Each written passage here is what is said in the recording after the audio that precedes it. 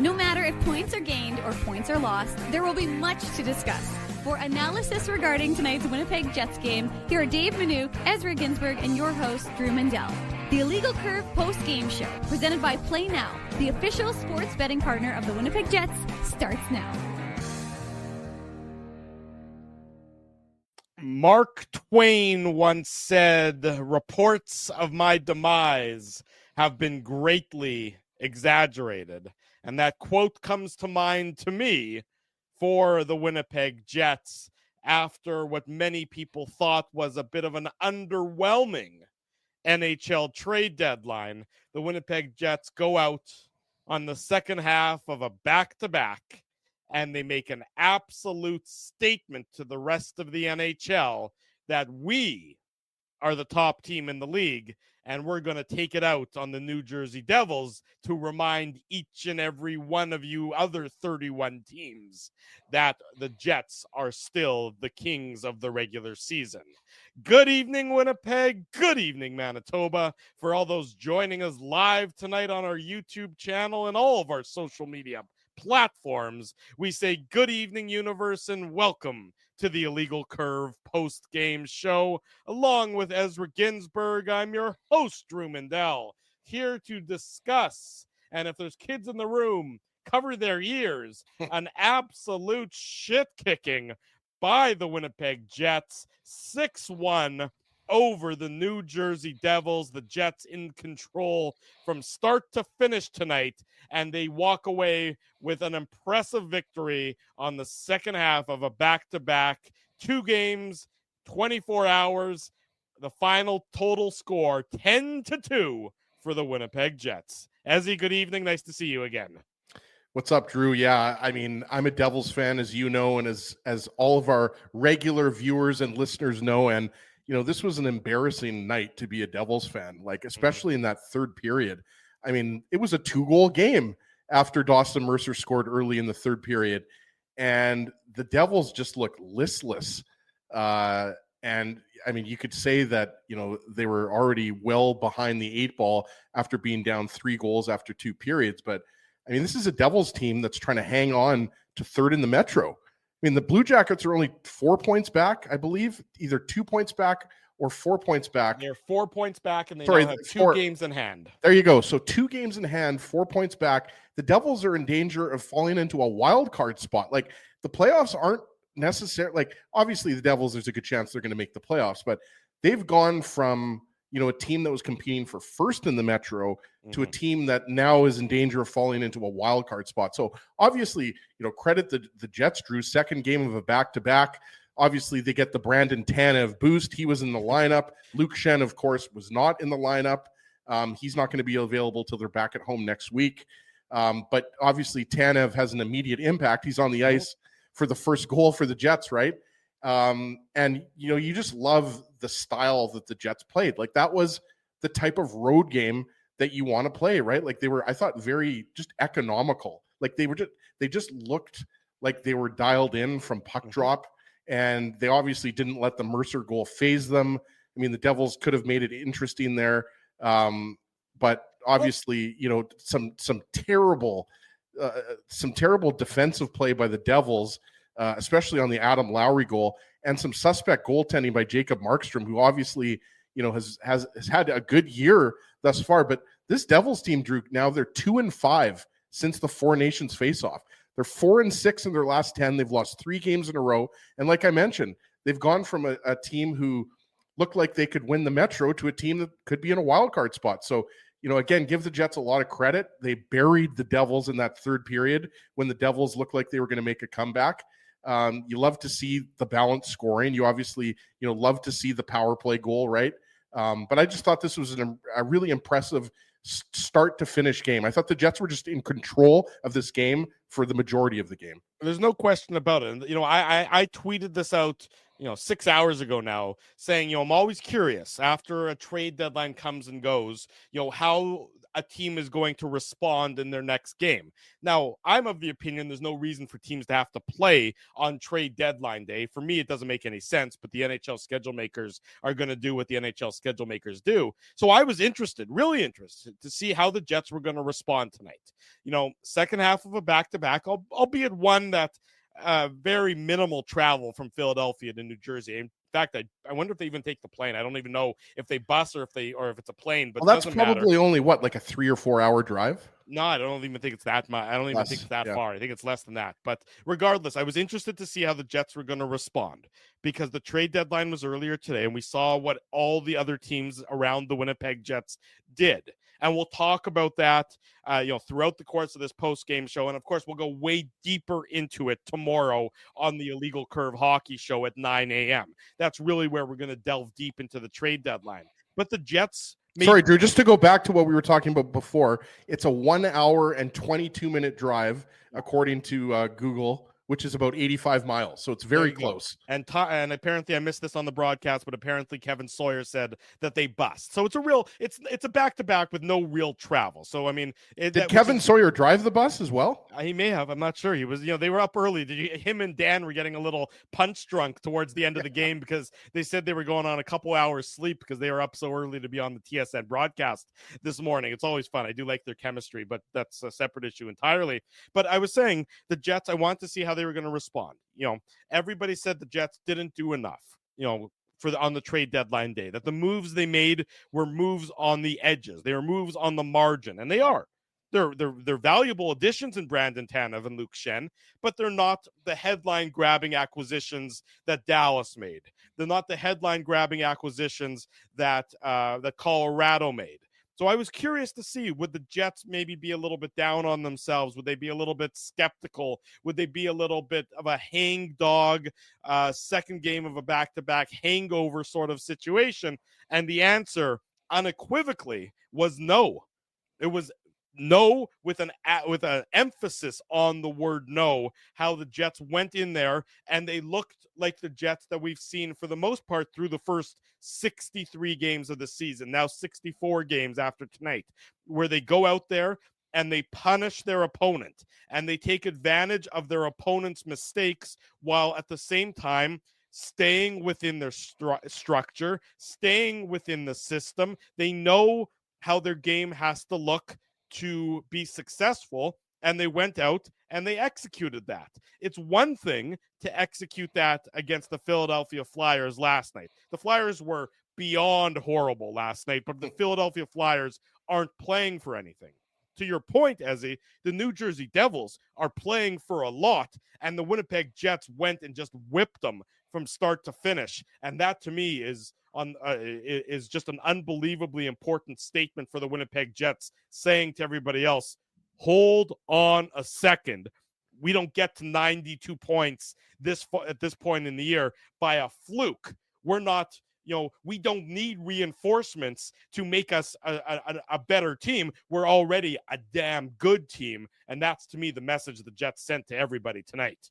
Absolutely. And the Devils look like a team who doesn't have Jack Hughes for the rest of the season and doesn't have Dougie Hamilton for like they've said he's going to miss a significant amount of time. So whenever they say that, I mean, it's going to be weeks, not days, right? So and Jonas Siegenthaler is another top 6 defenseman who they're out without right now.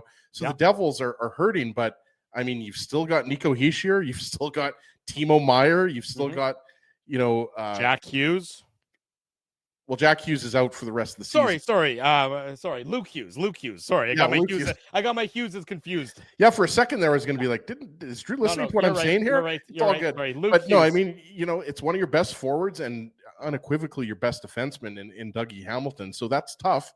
But I mean, you still have to play the game, and you still have to, try to win games without those guys. And Devils, by the way, I mean, sorry for interrupting, but the New Jersey Devils and the Jets are 1-2 in terms of defensive success this year. The Devils are a good defensive team. That's, they are next to the Winnipeg Jets when it comes to defensive prowess. And you did not see that at any point during tonight's game from the Jets' perspective. Now, admittedly, to your point, you're right. The Devils played lousy. But at the same time, it's not like the Jets won this game by accident. They went out there and they had a hell of a lot of a reason. It was the Jets' performance that had a lot to do with the Devils playing so poorly tonight. Yeah, absolutely. And, the first period was, I thought, pretty even by all accounts, right? Like, it was kind of a sleepy first period. It was pretty low event, right? Like, the only good scoring chance I can remember the Jets really giving up was actually to Brendan Dillon, right? Like, there just weren't a lot of scoring chances. I was checking Natural Stat Trick, obviously. Shout out to the good folks at Natural Stat Trick, who we obviously, use every single game as a resource. Mm-hmm. And the Devils ended up with 11 high danger chances to the Jets 13. I'm like, that's a lot higher. Obviously, they were being generous with the high danger chances tonight.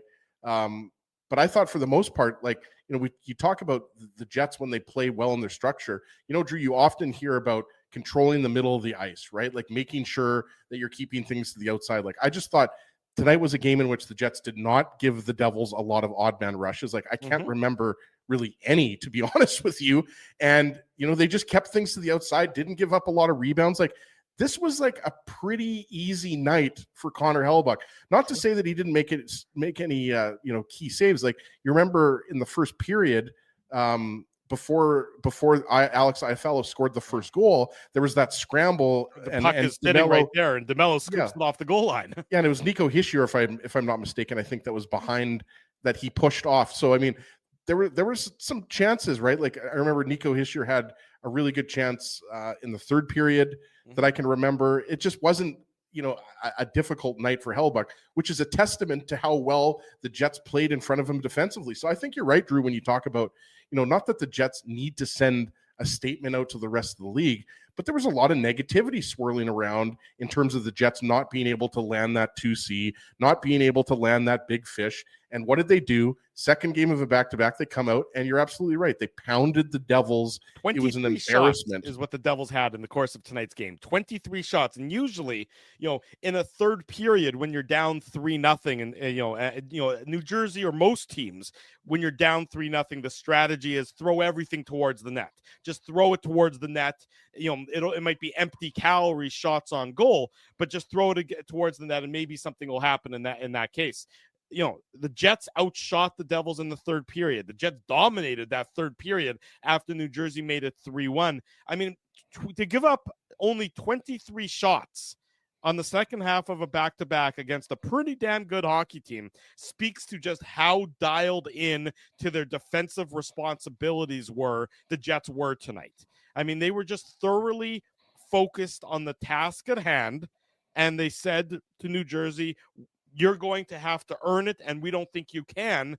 And the Devils proved the Jets to be right. The Jets just said, no, we're not even going to give you an opportunity. We're going to take a 3-0 lead into the final 20 minutes of the game. New Jersey gets that early goal, and you're wondering, okay, does New Jersey have a little bit of a pushback?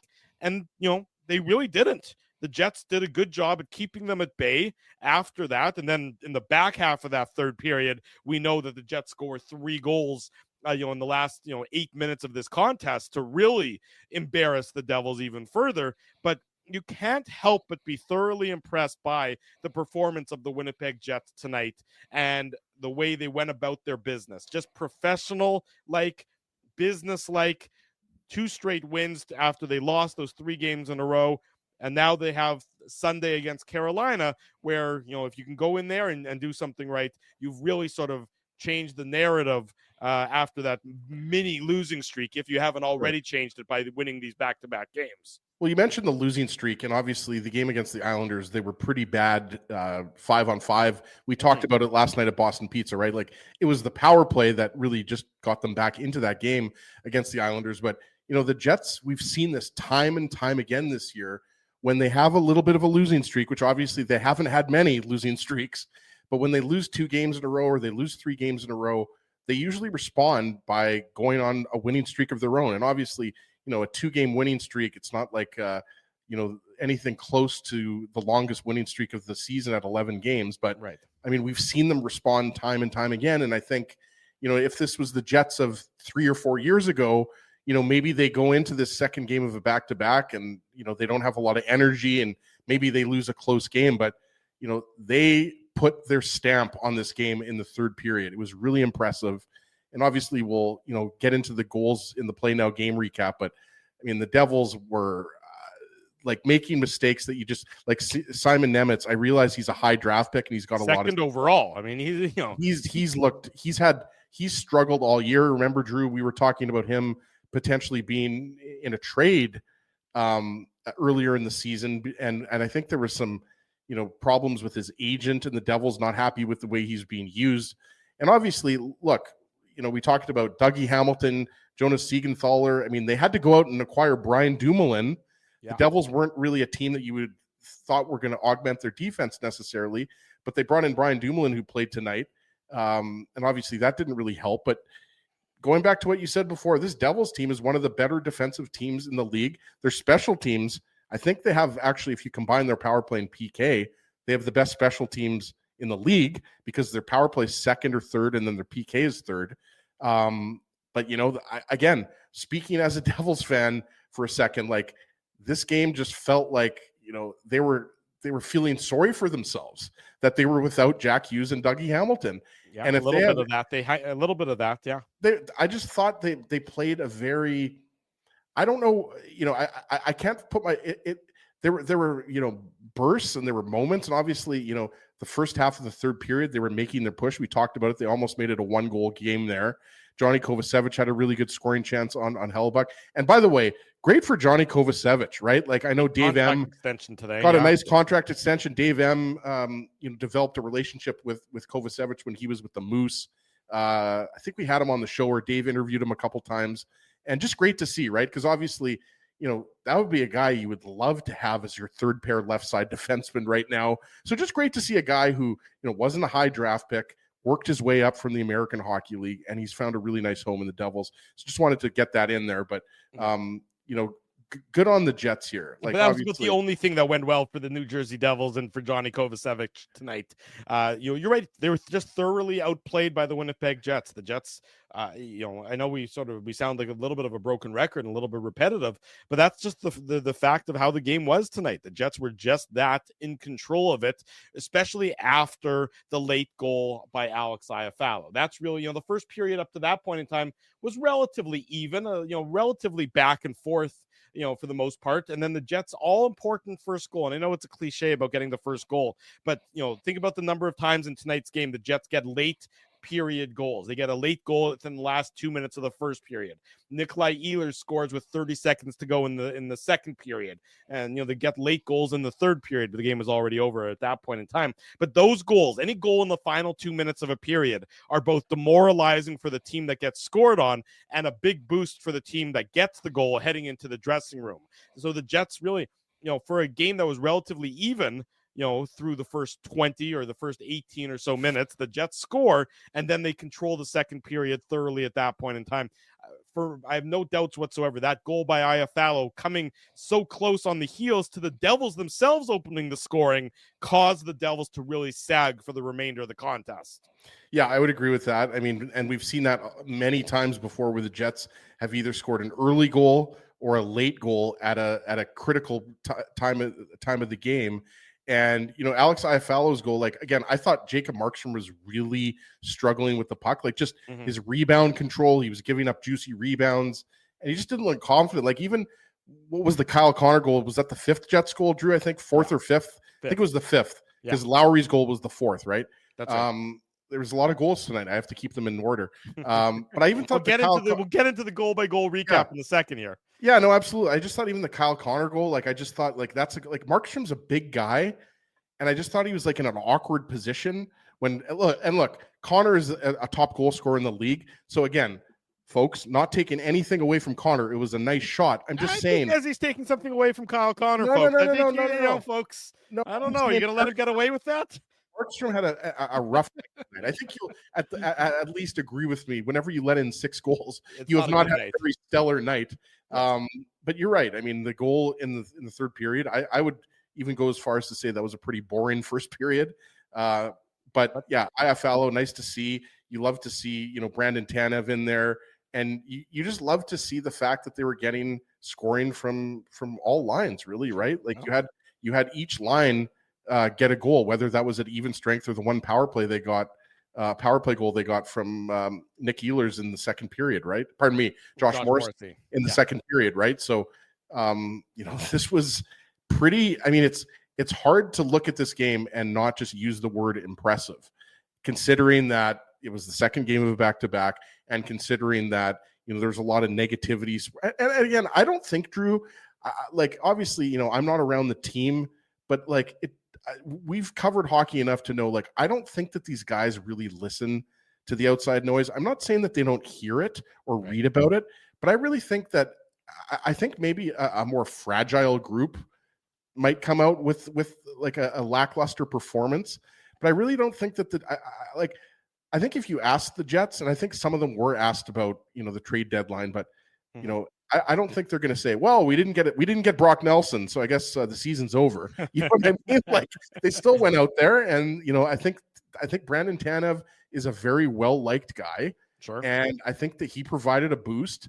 And I think the Jets, after that 3-game losing streak, I think they want to put that behind them, and they want to get back to their winning ways. Well, they certainly did that last night in Philly, and they matched it again tonight in New Jersey, scoring 6 times on Jacob Markstrom and only giving up 1 themselves. That means there's 7 goals to go through, which means it's time for us to dive headfirst into the goal-by-goal recap. It's called the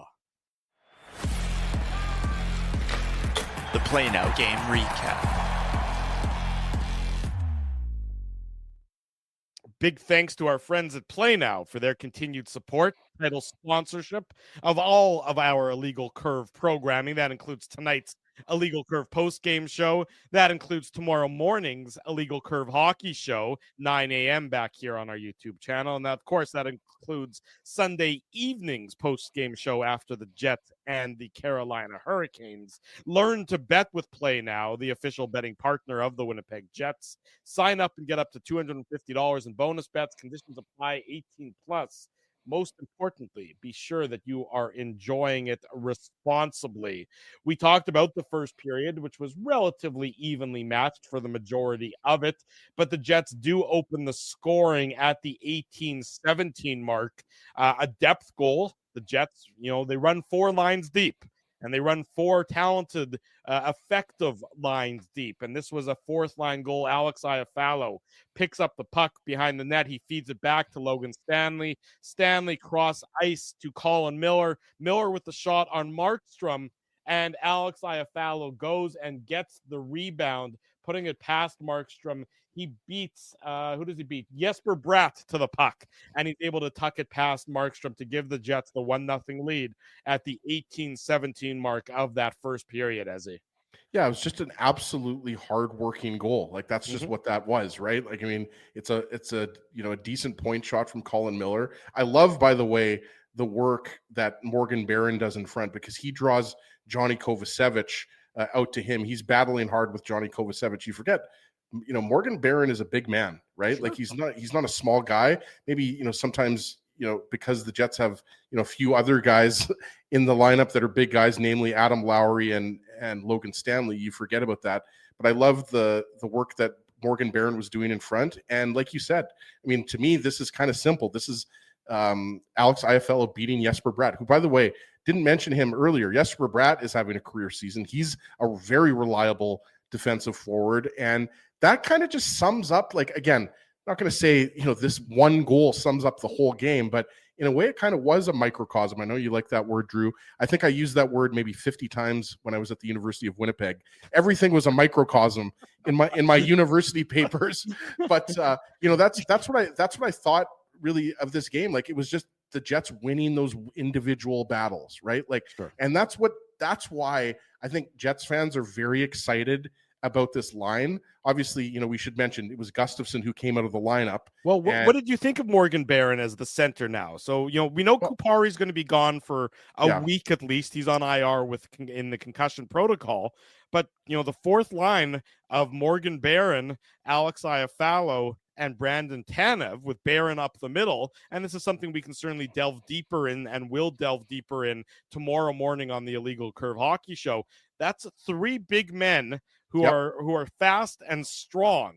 not that Kupari and Gustafson aren't, but Right. they're definitely not the same sort of size. That with Kupari and Gustafson, it's more speed. With Barron and Iafallo and Tanev, it's a combination of speed and size, I would say. Oh yeah, it's a meat and potatoes line for sure. But the Mhm. reality is all of these guys are skilled, right? Like these are guys that can easily play up in your lineup. But I like the look of it, right? And obviously it's a small sample size, it's only one game.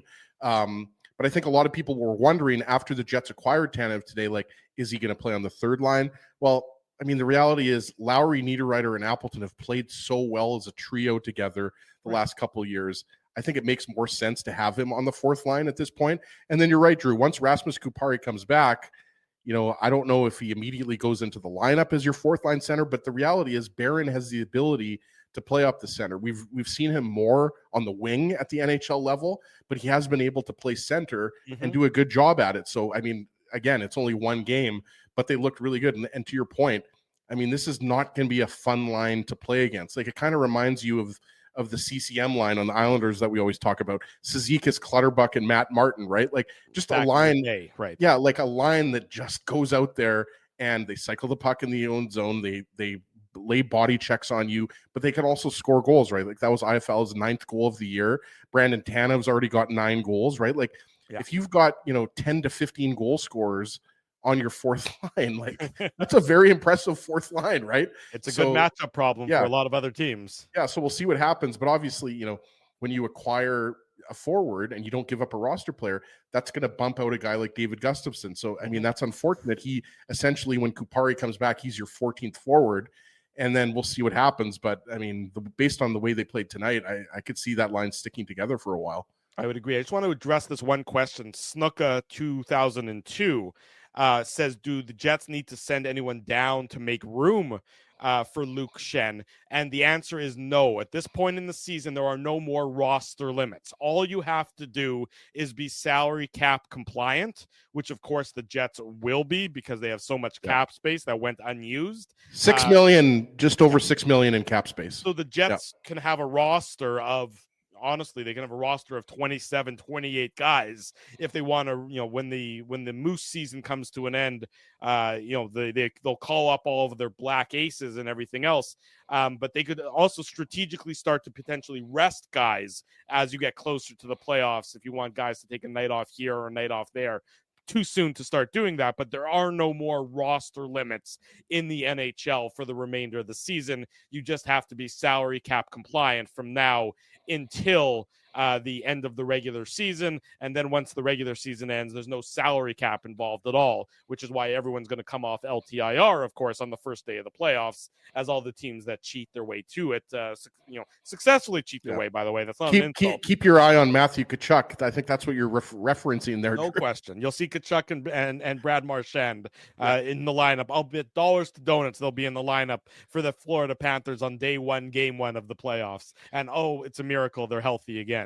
I can't wait to talk. Obviously, we'll talk about that more on tomorrow morning show, but a Tkachuk and a Marchand on the same team, like that's bad news for the rest of the league. It certainly is. Jets make it 2-0 at the 3:48 mark of the second period. It's the power play. It had been cold. It is no longer cold. Josh Morrissey, his 10th of the year, assist to Nikolai Ehlers and Kyle Connor on this goal. And, this is a shot pass by Nikolai Ehlers here. He knows it's a shot for a rebound. Johnny Kovacevic is in the box for holding after Jacob Markstrom goes for that wandering walk in the middle of the ice and forces Kovacevic to take a holding penalty. Ehlers gathers up his own rebound. He puts it back to Kyle Connor. Connor walks the blue line, feeds it over to Ehlers. Ehlers with the deliberate shot off the far pad of Markstrom. He kicks out the rebound right onto the stick of Josh Morrissey, who's coming downhill from the point after knowing there's going to be a rebound here. And then Morrissey is able to smack it into the back of the net. Just connected plays from the Winnipeg Jets here. Morrissey finding the soft ice. Ehlers with a very strategic shot. And it's a 2-0 Winnipeg Jets lead at this point in time. Yeah, and it's almost like the Jets were trying to show us like another way that they can score on the power play, right? Like we've already seen 1,000 different ways that they score on the power play, and they're like, we're going to show you 1,001. You're absolutely right, Drew. This was 100% by design. Nikolai Ehlers knew that big rebound was coming out, and you love the fact that I thought, like, again, I'm a Devils fan, so for me saying this, it's I wish I wasn't having to say this. I wish I was talking about a Devils win, even though people are going to get on me because this is a Jets postgame show. But I just thought the Devils' penalty kill looked really passive, and like I mentioned, this Devils penalty kill was third overall in the league. I know that they've struggled as of late, but as you mentioned, Drew, the Jets go 6 games without a power play goal, and now they've got 5 in their last 3. So again, that's not bad when you can score 5 power play goals in 3 games on the road. But I just love the fact that Josh Morrissey could see that the Devils were a little bit deep here. They were a little bit static, and he just moves in from the blue line. And, he kind of assesses the play. And to me, that's just like, it just shows the skill and the smarts of this line. Like they feed off of each other. They read off of each other. And, it's not the typical kind of tic-tac-toe, or it's not the Gabe Vilardi taking the puck to the side of the goaltender and doing something. It was Nikolai Ehlers, like you said, it was a deliberate shot pass that worked to perfection with Morrissey coming in and depositing the rebound past Markstrom. Well, and you look on the on the replay here, and it's Nico Hischier who's sort of standing still. He's the one who sort of lets Morrissey have the free lane coming down from the blue line. He's so focused on the puck that he doesn't even notice Morrissey move. And by the time he notices, Morrissey's got the puck on and off his stick. So it was a night of all systems failures for the New Jersey Devils, and the Winnipeg Jets were all too happy to take advantage of it on this instance to make it 2-0 at the 3:48 mark.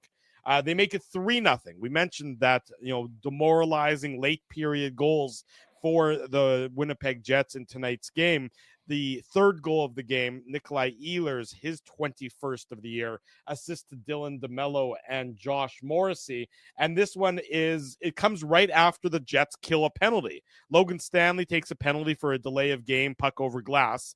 The Jets are able to kill off that penalty, and then it's a set play off the faceoff. Now it's Ehlers, Scheifele, and Vilardi, because Kyle Connor was stuck on the ice as part of penalty killing responsibilities. So he gets a shift, or Ehlers gets a shift with Vilardi and Scheifele in this one. The Jets win the faceoff and goes back from Morrissey over to DeMello. You see Ehlers whip around from his spot on the faceoff, whip around the net to the sideboards, picks up the pass from DeMello, cuts into the middle of the ice, and Gabe Vilardi's in front of the net causing havoc. And Ehlers is just between the hash marks, and he wires it past Jacob Markstrom. A beautiful set play by the Winnipeg Jets, executed to perfection, and everybody knew exactly what their role was on this play. And it's nice to see a set play, when you draw it up on the board, come to fruition on the ice, as it did in this one, to give the Jets the 3-0 lead. Yeah, Drew, and I know my apologies, because I know you hate when I use this, but like this could be the Ginsburg backbreaker, right? Like the late goal in the second period. Obviously, the Jets scored, so I don't know if we can necessarily call that the backbreaker. I mean, maybe Adam Lowry's goal was the backbreaker, but there's no shortage of goals that we could pick here. But like that, to my point, I always say that when it's a goal that gives the Jets a 3-goal lead, or it's just at the time of the game, right? And like you said, I mean, the Devils are trying to get into the second intermission only down only down 2 goals. Yeah. And like you said, I mean, this is it, like, let's be honest, it's a backbreaker. It's a beautiful play by Nikolai Ehlers, but again, it's Brett Pesce who's battling in front with Gabe Vilardi. So you got to give him credit because he's a distraction.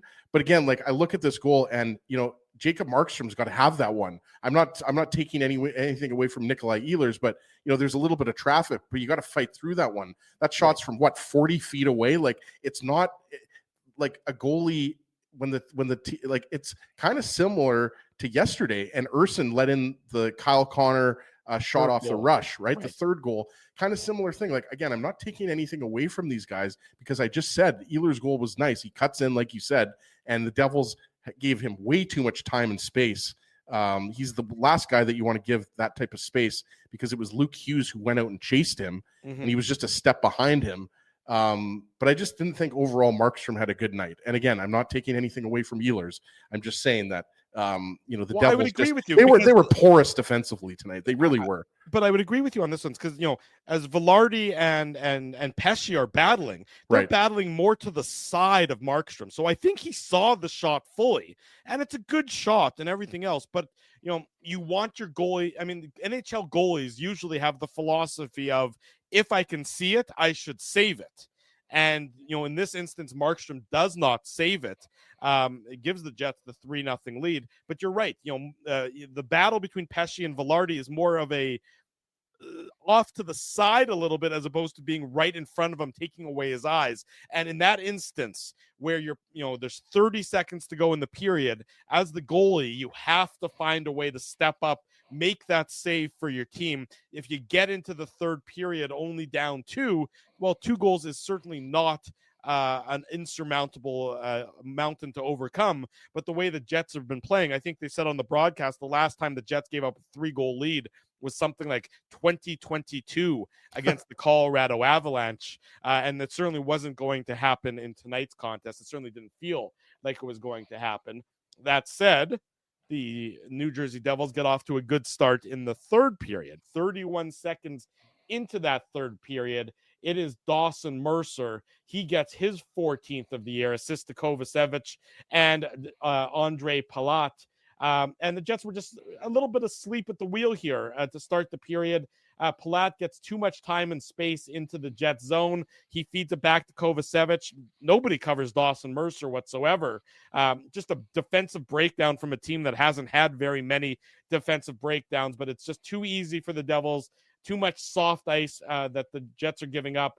Nobody is anywhere near Mercer, and Kovacevic just tees him up for it, and he wires it past Connor Hellebuyck. And all of a sudden, it's 3-1, 30 seconds into the third period.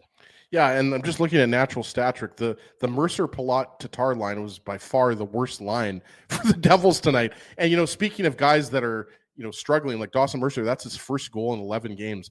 He had 27 goals a couple years ago. So he's a guy that I'm a big fan of, obviously. But he's not having a great year. But that goal was huge for him, like I said, to break his goalless drought. But I don't have a lot of problems with this goal. Like, I mean, you don't necessarily like the time and space that Kovacevic has and it's a bad angle shot. And I think it was Mercer was just in a nice place, kind of in the Ovechkin spot in the face-off circle to the right of Connor Hellebuyck. So it's not a great goal to give up. But again, it was the only goal the Jets gave up all game, right? So again, I think when you have a breakdown, how do you respond to the breakdown? Right. And that's what's so important here. And admittedly, after the New Jersey scored here, they did push for the next couple minutes. Yes. They had a pretty decent push. The Jets were a little bit on their heels. Connor Hellebuyck had to make that save that he made sort of lying on his stomach. I believe it came after the Mercer goal. So New Jersey pushed back a little bit, but the second that they sort of lost that momentum, or they weren't able to get that second goal past Connor Hellebuyck, they really began to hang their heads again. I would say by the 5-minute mark of the third period, the Jets had sort of regained their footing, regained their skating, had begun to tilt the ice back in their advantage a little bit. So they, weathered the storm that the Devils brought. And then the Jets, decided to, certainly take this game and put it well out of reach. Well, like our good buddy Chris Merrills says here, we got the comment up. Jets kept things calm and collected and rebounded. And you're absolutely right, Drew. Like, yes, I mean, the Jets give the Devils, a little bit too much time and space, on that goal, which was, speaking of an early goal, that was 30 seconds into the third period, 31 seconds to be exact. They give them too much time and space there, and it's a nice shot. But that was really like, how many mistakes did the Jets make in this game? It was a pretty mistake-free game by the Jets. Obviously, the Devils had some chances, but the Devils have some high-impact forwards that can make plays. So, I mean, if you can keep the high-danger chances to a minimum, and like I said, I'm surprised that there was that many high danger chances for the Devils. Like, Didn't sometimes feel like it. No, and like, Drew, you're like me, right? Like, you don't follow the game along with natural stat trick. Usually you watch the game and then you check natural stat trick after the game, or maybe you check it during the intermissions. I'm not sure, but usually I don't check it until after the game unless there's a reason why I want to check it. Like if there's a line that's playing really well and I just want to back up the advanced stats or something like that. But it was a really impressive response by the Jets, but just a horrible giveaway by Simon Nemec if you want to get into the next goal. And well, that's the fourth goal of the game, which is what you're talking about. It comes at the 11:56 mark. It's Adam Lowry unassisted. This is the kind of play that gets a player sent back to the AHL. It's that bad. Sure. It's that egregious of a play. This is a guy who's the second overall pick, who the Devils had very high hopes for, a guy who's been frustrated with his role on the New Jersey Devils so far. He's been stuck playing at the AHL for a lot of the season. Yeah. Now, with the litany of injuries the Devils have on their back end, he gets an opportunity, and he immediately, it's 17 on 17. I mean, it's beyond soft. Nemec, Lowry's bearing down on him, but Nemec is trying to put it back to his D partner in this case. His D partner in this instance is Brendan Dillon, but he's so soft with the pass that Lowry just takes it. I mean, this is an egregious mistake at any level, never mind the NHL level, never mind from a guy who's the second overall pick. Lowry just takes the puck and comes in all alone, and he beats Jacob Markstrom far side. But this is the kind of play that Sheldon Keefe could very well use as ammunition.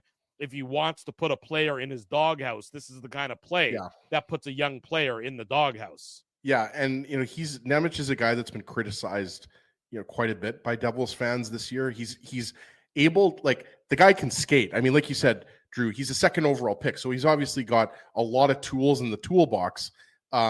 But the criticism of him hasn't been the way he's played offensively. He's a defenseman, and he makes these types of mistakes. That's one of the reasons why he spent half of the season with Utica. And like you said, Adam Lowry has some pressure on Nemec, but it's a bouncing puck, and it's kind of like Lowry's kind of half speed, and he comes with a little bit of pressure, and Nemec just kind of puts the puck exactly where you would like. It was almost like too good to be true, I think, for Lowry. He's like, okay, I'll turn the puck over to me and I'll put it top corner on Markstrom. Like, he made that look absolutely easy. That was really the backbreaker goal. Right. At that moment, at this point of the game, the Jets aren't taking any risks. They're not playing a high risk approach here. It's just Nemec is on the backhand. He tries to feed it back to Brendan Dillon. It's soft. It's slow. It's unacceptable at the NHL level is what it is. And Adam Lowry is coming downhill.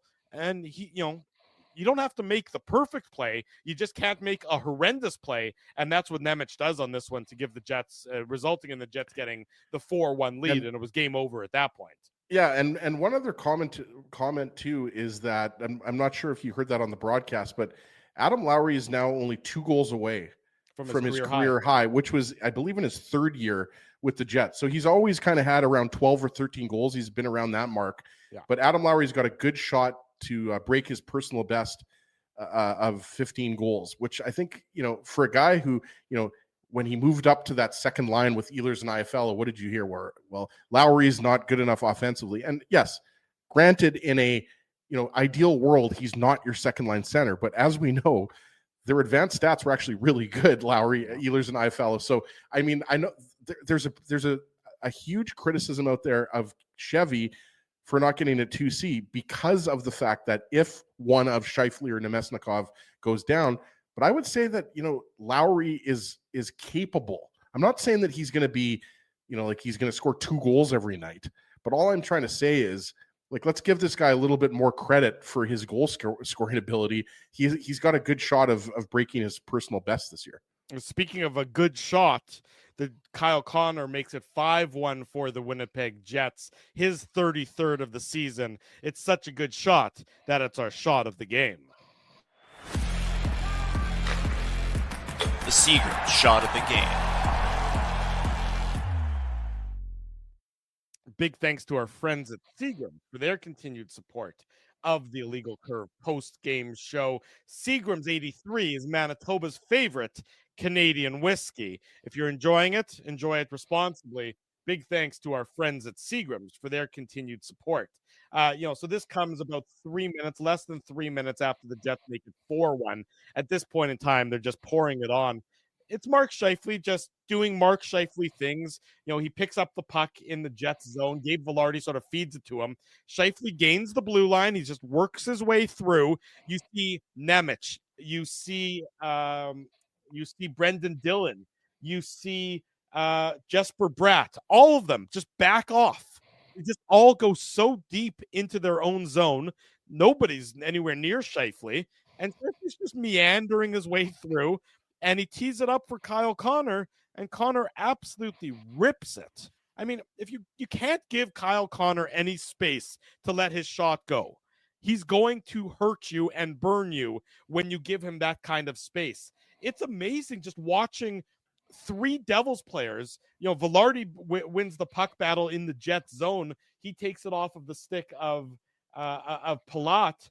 And then Scheifele just meanders, like I said, just meandering his way through, not in any hurry. Nobody's accosting him. Nobody's making it difficult on him. You just see them go deeper and deeper and deeper into their own zone. He finds Kyle Connor as the trailer. Connor, from the faceoff dot, rips it and gives the Jets the 5-1 lead. You mentioned it. So Andre Palat is definitely beat by Gabe Vilardi in the Jets zone to start this all off. So that's just another example of the Jets winning their individual battles, right? But you're absolutely right. It's Jesper Bratt, and then it's Nemec who's out there with Brendan Dillon, and they're backing up. So Scheifele gains the zone with absolute ease. So Kyle Connor is obviously coming in off the left wing, comes in through the middle, takes the puck where Nemec is just skating the wrong way, and he kind of just says, okay, I'll take the puck, and now I'll go in and take a shot. And this goal bothered me because of the fact that you're already down 4-1. The game is already over, let's be honest here. Mm-hmm. And Jacob Markstrom, and he's got to stop that, right? That's of all the Devils players, sorry for interrupting, I mean, I think that's a better shot than anything else. Than it is a bad goal. If I had to choose between great shot or bad goal, I'm choosing great shot. Fair enough, Drew. And obviously, it's subjective, right? But I look at the reason why, I guess, again, I'm not Kevin Woodley, who's our goalie expert. I never played goal except for maybe River Heights House League hockey. But I mean, what I didn't like about this goal is look where the puck is, right? Markstrom's a 6'4", 6'3" goalie, and he just goes down a little bit, and it's just it's over his shoulder. If Markstrom stands up there, does he not just stop that? I don't know. Maybe I'm overanalyzing it, but I just thought Markstrom just was awful tonight. Look, the Devils top to bottom were pretty awful tonight. And I mean, like I said, you look at the defensive coverage on this play. Somebody has to step up and challenge Mark Scheifele. You can't just let your opponent, I don't care who your opponent is, gain the blue line that easily. Nobody's coming back to try and slow down Kyle Connor. I mean, when you have superstar goal scorers, giving them that time and space, they're likely to. There's a reason why they're called superstar goal scorers, and Kyle Connor just sort of reminded everybody about that in this instance. But boy, did the Devils also make it easy on him to. That's what bothered me the most as a Devils fan. It's one thing to lose a battle, in the Jet zone, but then you let Scheifele just come through the zone with let's be honest, a minimal amount of speed like this. It's not like Mark Scheifele was coming through, guns a-blazing. This was very much and that's to the Jets' credit in this game. They definitely took advantage of their opportunities, right? We talked about it. Mm-hmm. It's not like the score definitely, I think, wasn't necessarily indicative of the play. It wasn't as big of a blowout, I think, but it was really, the Jets just taking what was in front of them. The Devils playing soft defensive hockey. And they're in trouble, Drew. In the Eastern Conference, if you end up falling into a wild card spot, obviously that's not where you want to be. You don't want to, have to end up playing, the Florida Panthers in the first round, for example, or playing the Tampa Bay Lightning in the first round. But yeah, the Devils are in trouble. But to the Jets' credit, they made no mistake about this in the third period and buried 3 goals to make sure the Devils weren't coming back. And the final goal the Jets scored, Cole Perfetti getting his 13th of the year. Assist to Dylan Sandberg and Nikolai Ehlers. And which defenseman's on the ice, Drew? It's Simon Nemec. I mean, yeah. Simon Nemec loses position on Cole Perfetti. It's not rare. It's rare that Perfetti is sort of the aggressor on the play, but he just, Nemec loses position on him. Dylan Sandberg's shot is off the end boards and it comes right back out to the side of the net. And Perfetti is just sort of in front of where Nemec is. Nemec isn't tying up. He's not tying up a stick. He's not doing anything of anything at all, really. He's just sort of standing next to Cole Perfetti, and Perfetti, out muscles him. It's not something you usually attribute to Cole Perfetti, but he does it successfully on this one. He taps the rebound off the end boards past Markstrom. The Devils wanted nothing more than the game to just sort of be over at this point in time. And Perfetti will say, okay, thanks for my 13th assist, like I said, to Sandberg and Nikolai Ehlers, 6-1. At that point, with a little more than 3 minutes to go. And certainly, if the crowd hadn't left, I don't even know what the arena is called there in New Jersey. It used to be the Prudential Center. Is it still the Prudential Center? Yeah, it's still Prudential. Was that what it was called when we went there? Yep. When we went to the game there all those years ago? Yeah, it's always been Prudential. Okay, well, there you go. So it's still the Prudential Center, and the Jets will be glad that they get all of the insurance markers that they did. See, that was a good pun on my part. 6-1. They win over the New Jersey Devils tonight, and just, icing on the cake for everybody when the whole team can feel as though they contributed to the victory. And this is one of those full team victories where every line gets on the scoreboard and every line is going to be feeling good about themselves as they now head to Carolina for the matinee on Sunday against the Hurricanes. Yeah, absolutely. And, just one other thing on the Perfetti goal, you love to see the former roommates connecting there, right? Dylan Sandberg, obviously, with the point shot. And then Perfetti, and you're right. It's just he beats Nemec. Like, Perfetti's in front of the net. Shot comes through. He's like, okay, I'll put the puck in the net. Like, it was just, they made it like, and that's the thing too. The Jets made it look easy, and that is a testament to how they were playing. Usually, when you're doing the right things, and you hear Scott Arniel always talking about the process. Even though we were losing those 3 games, the process was right, and we were still getting the shot attempts. And tonight, this was just the Jets outplaying the Devils, and then reaping they sowed whatever the thing is. Reaped what they sowed. They reaped what they sowed tonight. That's what I was trying to say there, Drew. But it's not sowed SEWED. It's SOWED, I believe. Yes, that's correct. Yeah, you reap what you sow. Yeah, and just incredible game from Nikolai Ehlers, who picked up the assist in addition to obviously scoring the goal earlier in the game. And obviously had another assist on the power play goal. Morrissey's goal, we talked about that one. That was one of the nicer plays in the game. So, yeah, I think you're just happy with the overall performance of the team. And, they kind of, at least for the time being, they kind of said, okay, we might not have acquired a second-line center, but who cares? We can still beat a really good Devils team, or at least earlier in the season, they were a really good Devils team. I'm not sure about the Devils anymore. That game kind of, that was not a confidence booster if you're a Devils fan watching this team allow 6 goals from the Jets. But it's still, nonetheless, it was an impressive performance by the Jets. It certainly was, top to bottom, a very tidy, a very impressive 6-1 victory for the Jets over the New Jersey Devils. And of course, that means they won both of their back-to-back contests. 4-1 last night against the Flyers, 6-1 tonight against the Devils, 10-2 in the span of 24 hours, which I don't think you have to be a mathematician to know that you're doing something right when you're winning games by that lopsided margin as the Jets did tonight. When we come back, some interesting post-game quotes from the Winnipeg Jets dressing room, and we'll tee up tomorrow morning's Illegal Curve hockey show, where we will delve deep into everything that went down at trade deadline day earlier this afternoon. 6-1 Jets win. Don't go anywhere. Drew Mandel, Ezra Ginsburg with you. A Friday night edition of the Illegal Curve post-game show presented by Play Now rolls on. We want to thank you for not betting with Play Now and choosing our illegal gambling site instead. Because we couldn't afford things like this.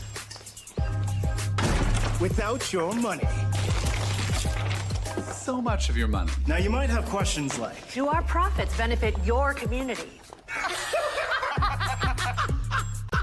No. or bet with Play Now, Manitoba's local legal and secure gambling site. Dining, entertainment, parking, and convenience, all in one spot. City Place is located in the heart of downtown Winnipeg, attached to the Canada Life Centre. Whether you're working, living, or out for a night in the downtown, make City Place your go-to destination before or after the fun finds you. Lunchtime, game time, anytime, visit City Place at 333 St. Mary Avenue, next to Canada Life Centre. Holt Dental, the new official dentist of Illegal Curve, has a philosophy rooted in two unyielding principles: genuinely caring about patients and providing outstanding service. Being a patient of Holt Dental means more than just checkups and treatments. It's taking the time to listen and talk to each patient so they can achieve the best long-term health, functionality, and aesthetics for their teeth, mouth, and gums.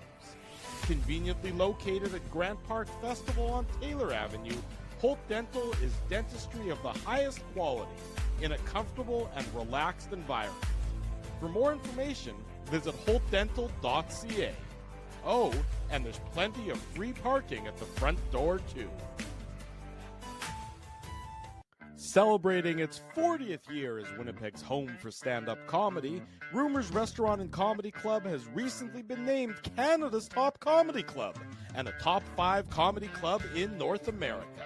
From birthday parties to date nights to fundraisers and everything in between, Rumors is your destination for the best and most affordable live entertainment Winnipeg has to offer.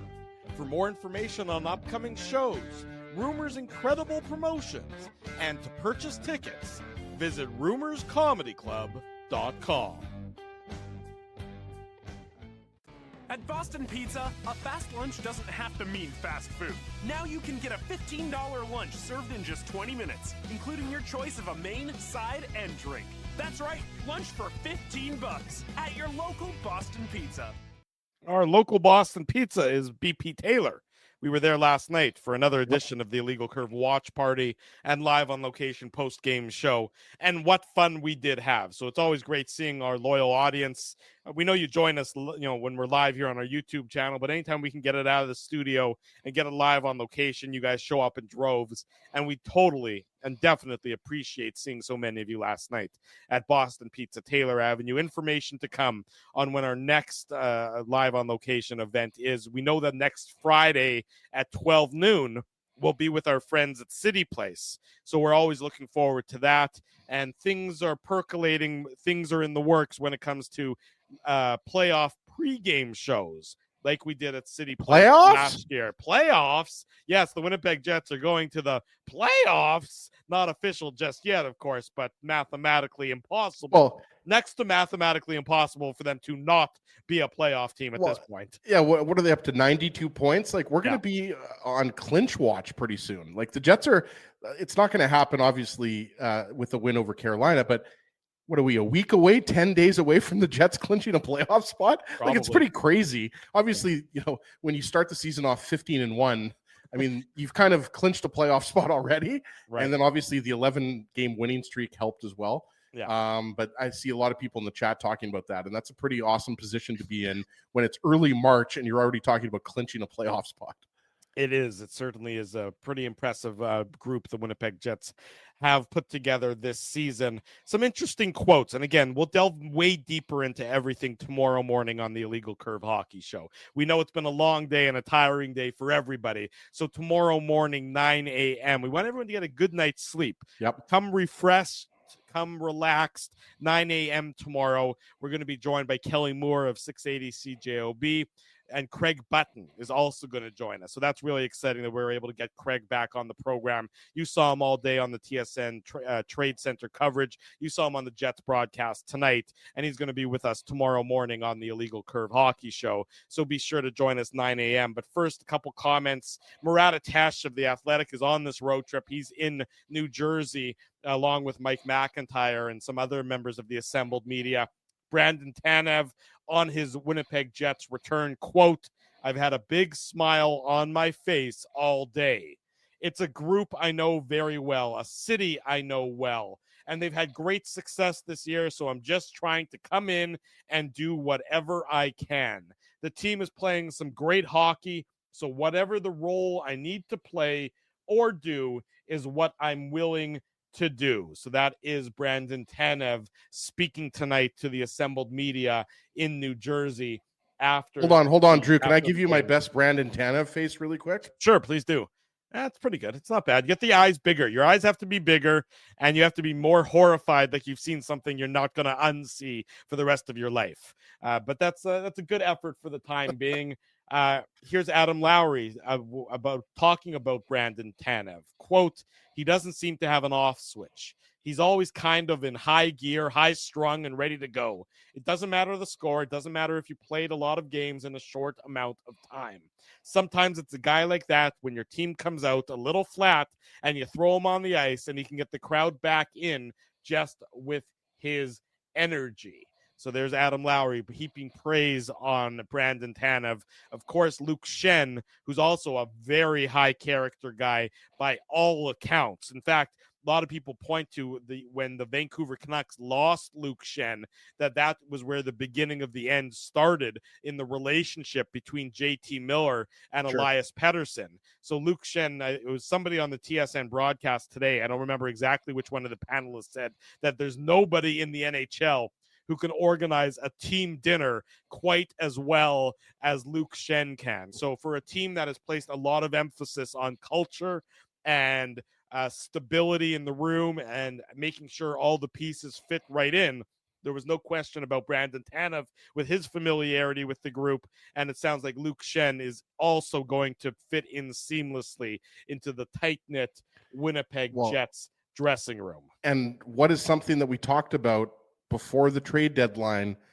Were the Jets going to bring in somebody who has Stanley Cup rings? Luke Shen has Stanley Cup rings. So the Jets now have somebody, and for those who don't know, he won the Stanley Cups, the back-to-back Stanley Cups with the Tampa Bay Lightning. Obviously, he wasn't a key piece of those teams, but a similar role to what the Jets would hope that he'd play the same way. Games, right? Like I just double-checked, and he played about the first cup that they won, he played 11 games, and the second cup was 8 games. So he was that kind of quote unquote number 6, number 7 defenseman, right? But the point, but he's got the Stanley Cup rings, and you just mentioned it, Drew. Just obviously we're not going to get too far ahead of ourselves here. We'll talk about it more tomorrow. But Luke Shen is a very well liked guy. Love the fact that he's a good Saskatchewan boy, and that the Jets were fired up with these 2 acquisitions. And I think sometimes we get a little bit fixated.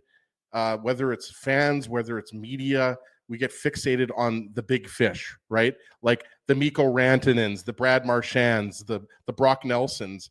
But and don't get me wrong, I think there was an opportunity missed to bring in a 2C. But I think the Luke Shen acquisition was a really smart one. Obviously, Jets fans were maybe looking for some help on the left side because he's a right shot defenseman. And I guess there always is the chance that he's going to play on the left side, but he's mainly played on the right side.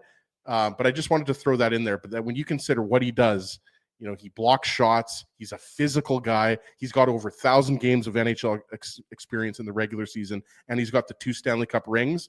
So I think that's, I think a good price to pay to bring in a guy like that. Well, so here's what Adam Lowry had to say about the day as a whole. Watching their, opponents in Colorado and Dallas load up and what the Jets did. So, speaking to Murat Atesh again, Murat asked Adam about the game tonight and the win tonight after all the focus on today's Central Division arms race. Adam Lowry said, quote, "It's gratifying." And then he went on and he said, "I think obviously last night we really liked how we played. And then after the game, there's rumors. The Brock Nelson deal hits, and anytime a big name player is involved, you kind of hope he stays in the Eastern Conference or he doesn't go within the division.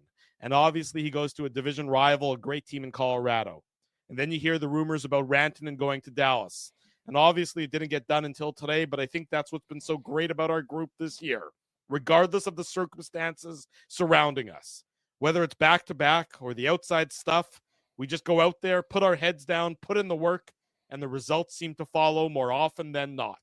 It's gratifying coming into a back-to-back. New Jersey's a great team. I know they're missing some key pieces, but sometimes back-to-backs, you don't have the legs. I think the guys battled hard. We know it's going to be a dogfight with those teams and who they've added. You just want to continue climbing the standings. Just keep marching your way to the playoffs.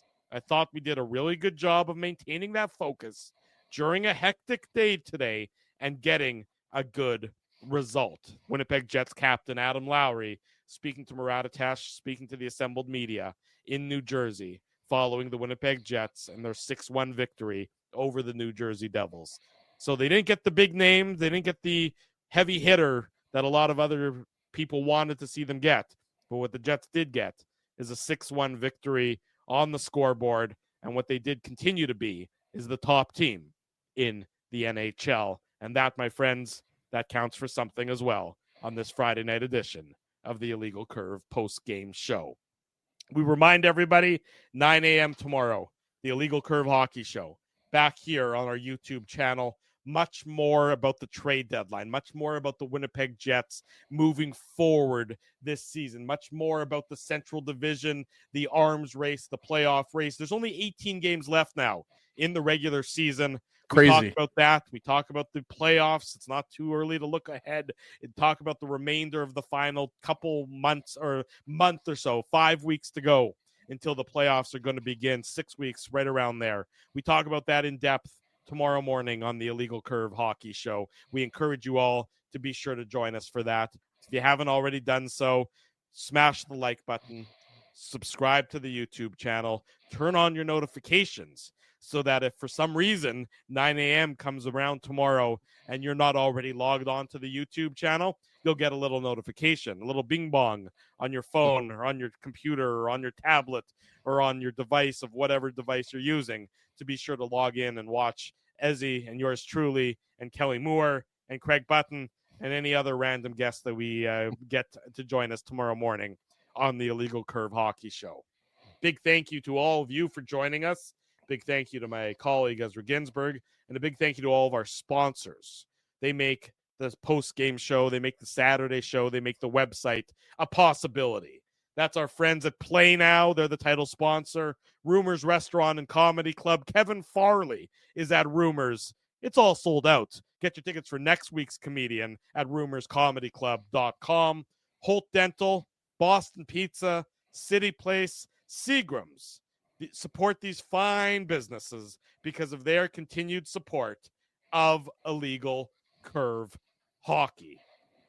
Mr. Ginsburg, go get a good night's sleep. We have to do it all again in less than 12 hours from now. Until then, thank you to everybody for joining us. Smash the like button, subscribe to the podcast, subscribe to the channel, and tell your friends, tell your family the best place to be after each and every Winnipeg Jets game. And again, on Saturday mornings is the Illegal Curve YouTube channel.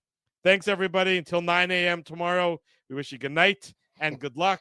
And thanks for watching the Illegal Curve post-game show. Thanks for listening to this broadcast from Illegal Curve Hockey. For more great Illegal Curve content, subscribe to the Illegal Curve YouTube channel, follow at Illegal Curve on Twitter, Facebook, and Instagram, and visit your online home for hockey in Winnipeg, illegalcurve.com.